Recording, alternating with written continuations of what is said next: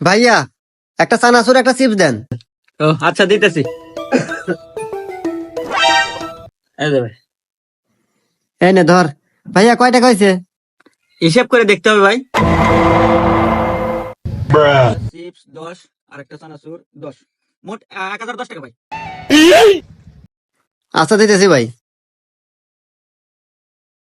এই নেন। এ ভাই এনে না 10 টাকা দিলেন মাত্র।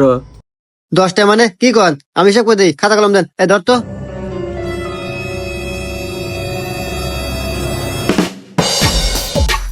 দুই দুই দুই দুই এক এক। এই নেন হিসাব করে দিলাম। টিয়া হয়েছিল 5221টা দিছি আপনাকে, এখন 4221টা ফেরত দেন।